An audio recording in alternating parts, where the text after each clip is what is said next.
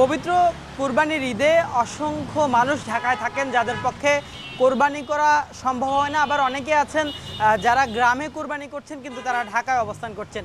এমন মানুষদেরও আসলে ইচ্ছে হয় কোরবানির ঈদের দিন মাংস খাওয়ার জন্য। আর এই কারণেই রাজধানীর যেই কোরবানির গরুর মাংসের যে দোকানগুলো রয়েছে, সেই দোকানগুলোর সামনে বেশ ভিড় তৈরি হয়েছে এই মাংস কেনার আগ্রহী মানুষের। আমি রাজধানীর রামপুরা এলাকায় অবস্থান করছি। রামপুরা এলাকার খোরশেদ গোস্ত বিতান নামের একটি দোকানে আপনারা দেখতে পাচ্ছেন এখন কুরবানির ঈদের আগের রাত প্রায় 10টা বাজে। এই সময় কিন্তু এখানে ব্যাপক মানুষের ভিড় রয়েছে, যারা হচ্ছে যে গরুর মাংস কেনার জন্য ভিড় করেছেন।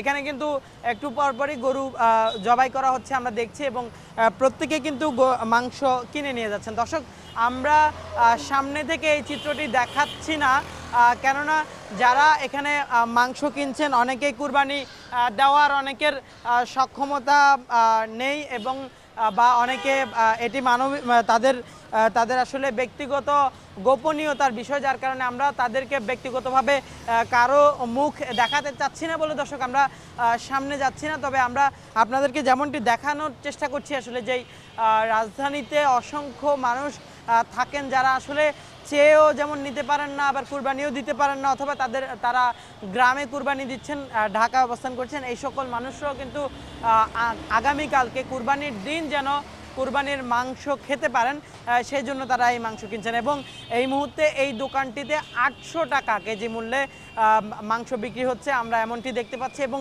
ভিড় করে এখানে মাংস কিনছেন। যারা কুরবানি না দেয় তাদের জন্য গোস্ত নিতেছে, কারণ তারা তো আরেকজনের বাসায় যেতে, অনেক মানুষ আছে আরেকজনের বাসায় যেতে পারে না। হ্যাঁ, আবার অনেকে গ্রামের বাড়িতে যেতেছে, কুরবানি দেয় না, ঢাকাতে মাংস নিয়ে যাচ্ছে।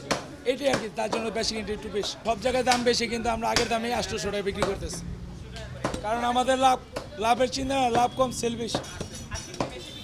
হ্যাঁ, এ পর্যন্ত 17টা জবাই হয়েছে।